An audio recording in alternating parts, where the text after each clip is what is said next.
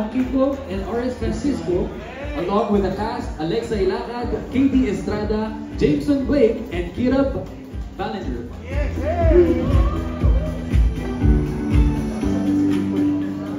Shit, nakakabaroon ulit. Ayun, first po, maraming salamat kay Lord. Siyempre, kunahin natin si Lord. Thank you, Lord, sa opportunity na to. And Pure Gold, maraming salamat. Direct Chris, maraming salamat po sa tiwala. And of course, thank you so much to our actors, Katie Estrada, Alexa Ilacad, Kira Ballinger, and Jameson Blake. And also, I would like to thank my executive producer, Miss Smiley. Miss Smiley, kita ka po dito. Huwag mo kong iwan, sabi mo walang iwan na. But maraming salamat po. Ang collab po ay, when two popular content creators face conflicts in their respective romantic relationships, they decided to form an unlikely collaboration. So isang malaking collaboration lang po ito. Kasi naniniwala po ako na to win in life, hindi po natin kailangan makipag-compete because competition is out, collaboration is in. And again, maraming salamat po and ibibigay ko na po ang mikropono sa ating mga artists. Hello po, good morning to everybody. My name is Katie Estrada and I just want to thank Direct Jill and of course yung Pure Gold Cine Panalo Film Festival and yung production namin White Space Studios and yeah, yung character ko po dito si Jared isa po siyang sikat na vlogger and his girlfriend broke up with him and hanggang dyan na lang po muna para hindi na po spoiler sa akin. Ako po si Alexa Ilacad and I am the girlfriend that broke up with him. Sa kwento po. Pero good afternoon po sa inyong lahat. Ako po ulit si Alexa Ilacad and I play the role of Peach, ang girlfriend po ni Jared. So, bale, I would also like to take this time and this opportunity to say thank you po sa lahat ng sumusuporta sa pelikula namin, ang collab, sa lahat ng mga supporters po namin. Thank you for hyping us each and every day. And syempre maraming salamat din po sa Pure Gold and Pure Gold Cine Panalo Film Festival. And also to our acting coach, Direk. Thank you so much po. And ayan, thank you for being here and I hope everyone has a great day. Exciting! Yeah, I don't know. Well, medyo nasabi niyo na, no? So, copy paste, hindi, joke lang. But again, thank you so much, everyone. Lalo na to Cine Panalo. Thank you so much for having us. I'm just so happy to be here alongside with many amazing directors and student directors as well. It's so nice to see how inspired everybody is, and I'm sure everybody works so hard to make these films come to life. And ayun po, about my character, I play the character of Melody. Very artsy po siya, like me, Eme. Pero ano, hindi nga Eme, no? Our film is very relatable. It evolves around us vloggers and influencers. So I think that's what a lot of people are trying to be nowadays. So I think they would really enjoy our movie. And ayun lang, thank you so much for all the love and support. Hello everyone, good afternoon sa inyo lahat. Thank you so much Cine Panalo. Just want to say it's very refreshing to do this kind of project. It's my first time working with Direk, first time working with This Protection, and working with everyone. So I play as Clyde dito sa movie na to. One of the popular content creators that just wants to enjoy life. So yun lang. Thank you so much.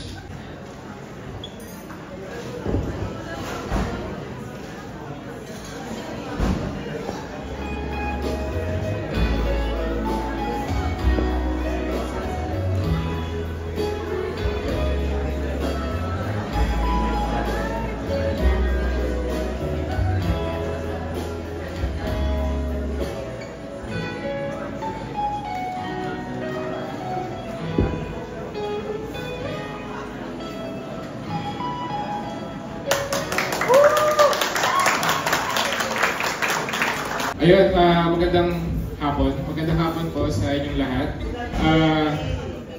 Rinig ka pa daw. Ayun, so first of all, thank you so much po sa Pure Gold Cinepanalo sa pagpili ng aming pelikula. So ako po si JP Hap, ako po yung director at isa sa mga writer ng All Saints Day.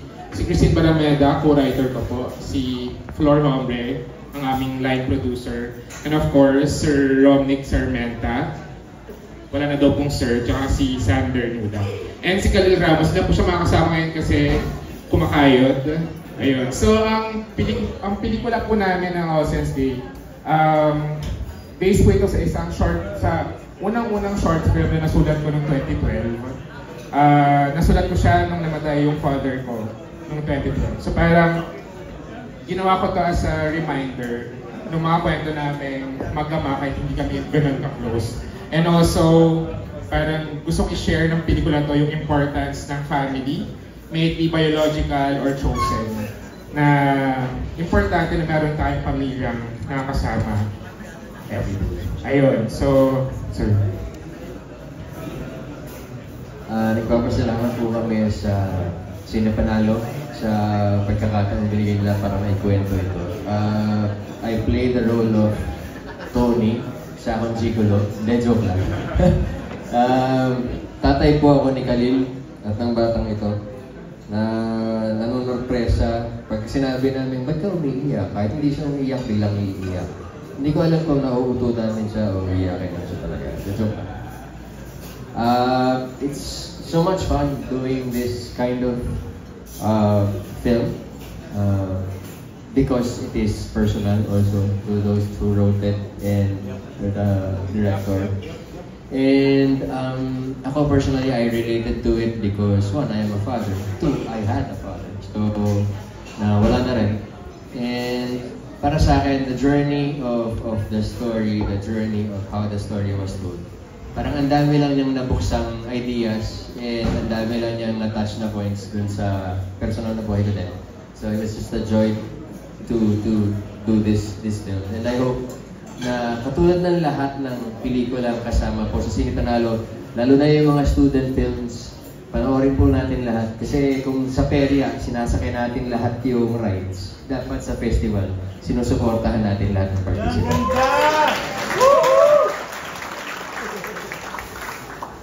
Unang-una po, nagpapasalamat po ako kay Lord sa mga blessings po na binigay niyo po sa akin, kay Mama at Papa, kay Martin, kay Sir Cinco, kay Direk JP Habak, kay Direk Ian, sa buong production po na gumawa po ng All Saints Day, kay Maestro at sa STM family po. Yun lang po. Maraming salamat po sa Pure Gold sa support na rin sa amin. At magpapasalamat din kami sa director, sa cast po namin kasi wala pong pasaway, nakasunod po kami sa PGL. Obvious po namin nagagawa yung show namin and matatapos po namin yung pelikula. Hindi kayo magkalala. Thank you po. Hello, panorin po yung pelikula namin. Thank you. Journeyman. Hey, I just want to say, grateful to be here. Knowing how much talent and skills in this room, I am really humbled to be here. So our film Journeyman is about, again, boxing. I was certain that was my last film was in Cinemalaya was a boxing film, and I was certain I don't want to do a boxing film because it's such a challenge to create such film. But I was confident that we were able to create this film because I had such a talented actor, JC, who gave his heart and soul and passion to create this movie. And of course, Cinepanalo, CMB, everyone, the T6, everyone that's a partner of this festival. And we're very excited to create this movie. Journeyman is, we were inspired because me and my brother, we trained a lot as a boxer. I still want to fight, and that's my hobby. But this hobby is turned to passion, and we trained a lot with Filipino athletes, gold medalists, professional fighters, and they were all dreamers at one point. But it all came down to money and having to take care of their family. So a journeyman in the world of sports is someone that intentionally throws the fight in order to get paid regularly. So I don't want to spoil too much of the plot, but I want to turn over this mic to our actor, Jason. Hi. I'm JC Santos, and I'm playing Jello and Journeyman. And this is probably one of the most challenging roles I've ever done. This movie is about blood, sweat, and tears, literally and figuratively. I think the closest thing na inaral ko, aside, this is my first time doing boxing. I think I can only compare it to when I was 17 learning ballet. And also when I was 17, I can recover fast. Now I'm 36, doing boxing, wala na yung recovery, tanda ko na. So it's nahirapan ako at isa sa pinaka-paborito ko. Now I was doing boxing, shooting the film with boxers and our choreographer, and even lahat ng mga fight ko, lahat sila mga boksingero. Isa sa mga natutunan ko ng time na sinushoot namin to, na kapag sobrang pagod na yung katawan mo, sobrang pagod na yung legs mo, hindi ka na makagalaw, hindi ka na makaisip, ang magtatagbol sa'yo ay yung puso mo. At I think that's the Filipino pride, na yung puso ng Pilipino, na kahit gano'n nakahirap, kahit gano'n nakasakit, kahit gano'n wala ka ng hilinga, meron kang laging pinaglalaanan. Ito para to sa asawa ko, para sa anak ko, para sa pamilya ko, para sa bayan ko, lagi tayong may gano'n. Yun yung totoong Filipino pride. At lalo na ngayon, siyempre, boxing, yun ito, isa pang Filipino pride. And that's the thing that I learned. It keeps reminding me na you have to be friends with pain, discomfort, and failure for you to win. And that's Journeyman. Thank you, Journeyman. Thank you sa everyone who helped us make this film. You know, the journey wasn't easy, but we're there. Well, yeah, I just want to say that's my mom, that's my brother, we're our family. We made this movie. We made it happen, right? That's having belief in your vision. I just want to say thank you to Direct Chris, Pure Gold, and all the sponsors. And I would encourage you to watch all the films. I think they're really great. Thank you. What can we expect? Hello, good afternoon sa lahat. Ako po si Mesty Guzman, ang writer, director, editor ng pelikulang Paktakraw. Wala bang poster na ako rin ang gumawa. Yan. So isang linggo ko pong ginawa yan. So wala na kami pambayad sa gagawa ng poster. Kasama ko po dito yung dalawang artista ko, si Enzo Osorio, kapapanalo lang po na sa Cinemalaya Best Actor.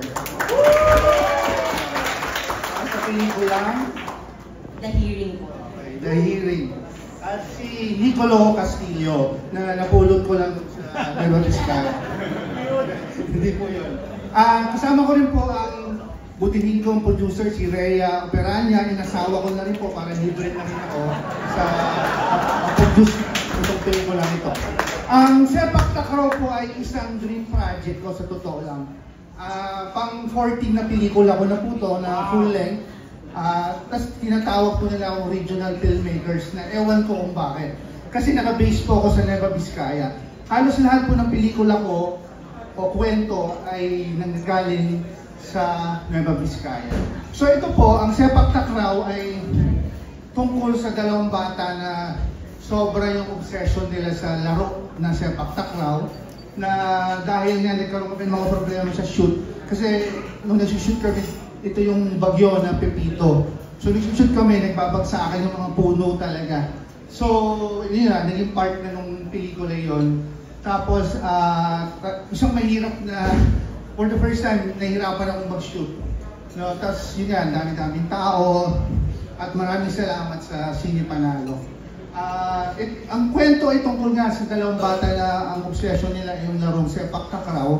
At hanggang ngayon ay nag-rewrite pa rin ako dahil nag-e-evolve yung kwento. Kasi nandun kami mismo doon sa lugar kung saan nandun yung mga tribong Isinay. Kung alam nyo lang, ang tribong Isinay ay nasa big tree ng mga tribo na halos nakakalimutan na rin, na nasa Nueva Vizcaya.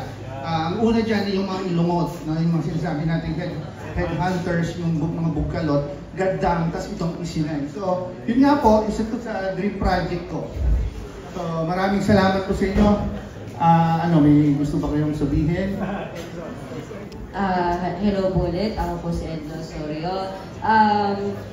Sobrang challenging talaga po na itong movie na to para sa akin. Kasi una sa lahat, di po ako marunong magsepak, pero tinitraining po ako para matutong magsepak takraw. At saka doon ko na-realize kung gaano kahirap at gaano ka gandaan ng laro. Pero wala siya dun sa competition na kunyari, basketball, di pa po nasa mataas yun, soccer, football, nasa mga matataas yun.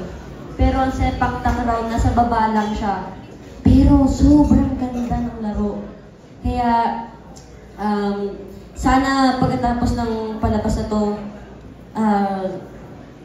ipalabas natin to sa lahat ng mundo.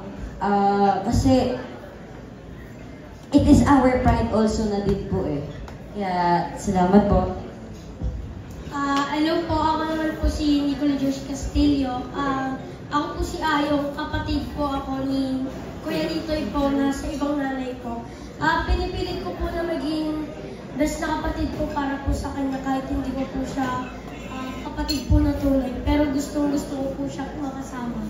Pero ang ganda po talaga ng sepak takraw kasi pag nakikita ko po yung mga sepak player tapos nag-aayos po ako sa kanila, sobrang tuwang-tuwa po ako dahil natanggap po ako dito. Ako nga po si Rhea de Guzman. Gusto ko lang po magpasalamat sa lahat, lalong-lalo na po kay Direk Chris, Archie, lahat po. Maraming pong salamat. Sana po matapos namin yung pelikula. God bless us.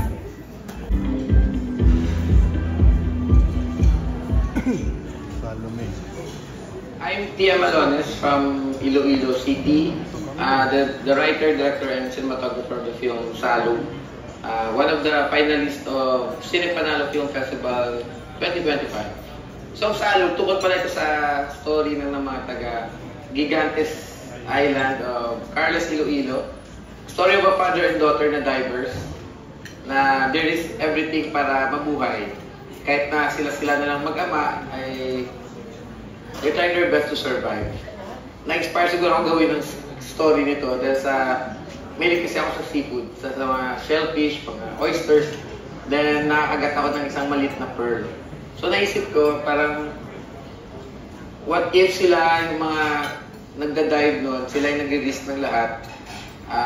What if sila nakakuha ng mga pearl na mahal and then hindi naman nila alam yung value, and then what if mabalitaan nila na mahal pala yun, bigla lang sila maghanap at isi-risk ang lahat. In the end, parang baka nag-risk pa nila ng buhay nila. Siguro ang pinakamasaya siguro dahil yung support ng LGU, ng Carles Iloilo, Gigantes Iloilo, full support sa amin. Mabantay dagat, Coast Guard, may mga underwater team kami. And happy ako na super safe lahat. Walang masamang nangyari. Kahit umulan man, minsan sobrang init, tapos bigla uulan. Na-survive namin yung 9 shooting days namin. Na-enjoy namin yung food sa Gigantes, seafood, scallops. Siguro parang 1 month muna kami hindi kakain ng scallops. I hope that you will inspire everyone na sana bigyan natin ng value kahit maliit na bagay o malaking bagay na nasa atin. Yung bigyan natin importance yung family natin na nandiyan palagi sa atin to support. The advocacy of our film, Salud, is about how to protect our environment and also how to conserve and preserve yung livelihood natin, especially on pag-harvest ng mga maliliit pa na scallops, regarding sizing, and also yung risk ng mga compressor divers.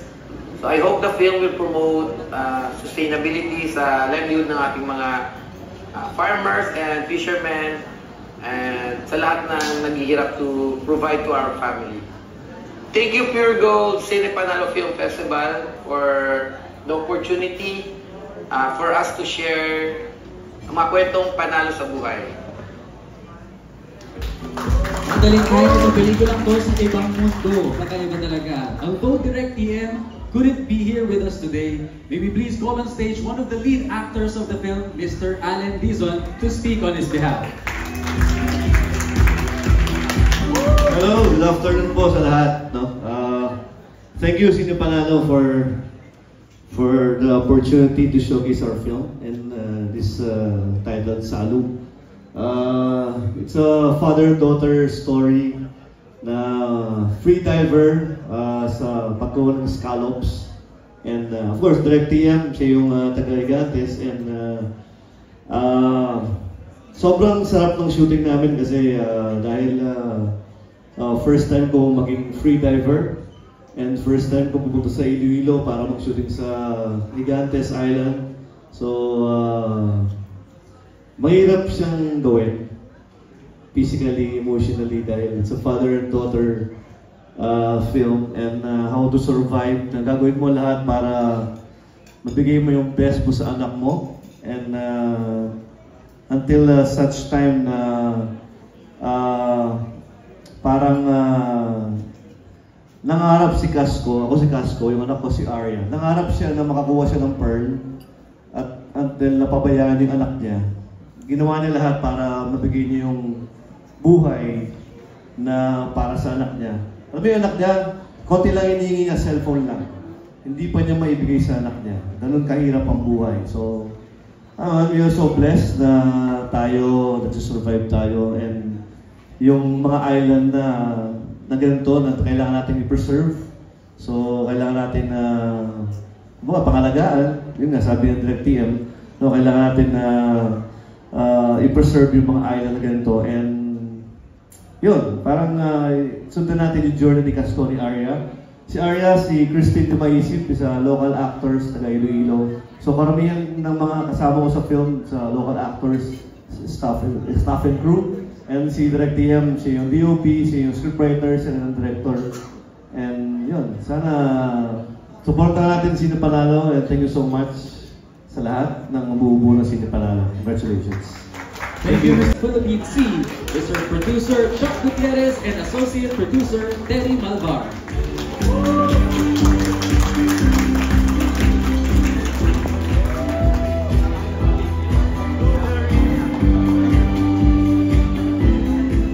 Yeah, Sir Chuck, it's very exciting. I heard that this is the very first documentary film in Pure Gold Cine Panalo, right? Of course it is. So I'm really excited about this.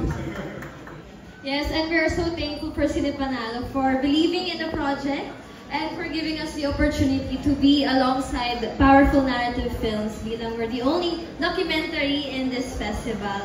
So right now, Miss Baby Ruth, of course, she is currently in the sea.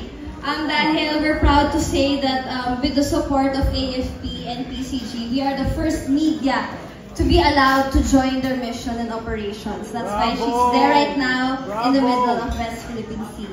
So food delivery captures the valiant efforts of the Filipino fishermen, the Philippine Coast Guards, and the Navy, who deliver food to desperately needed communities, all while defending the livelihoods and the sovereignty of the contested West Philippine Sea.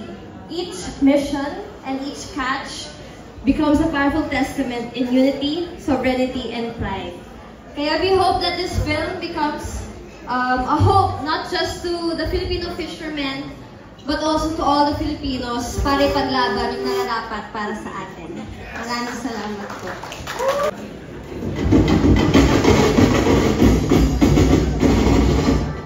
Hi, I'm Tara Ellenberger, and I'm doing my fourth film, which I'm happy to say I'm doing with Cine Panalo.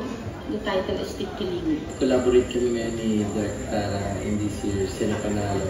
Siya yung aking editor from the film Salu. And then ako naman yung director of photography sa film niya na Tikilini. Hi, I'm Gabby Padilla and I play the role of Marlin in the film Tikilini. Ako po si Ruby Ruiz para sa pelikulang Tikilini. Hi, my name is Samshan Chodoro and I am playing the role of Jutan. The reason why I really wanted to do this role was, well, one, it's a very beautiful story about perseverance and coming of age and family and found family. Tinanong ko po ang role ni Nay Pansay dahil kakaiba po ito sa mga nagawa ko ng iba pang mga character roles. First, Ilonggo project ko to. Magsasalita po ako in Ilonggo. So very challenging po para sa akin. I like how empowering it is for women. There's so many things about this film that I love, but most of all, I think the script has so much heart, and I'm sure when everyone sees this, they will feel it. Magkita-kita po tayo sa Sinipanalo. Panoorin niyo po ang Team Killing.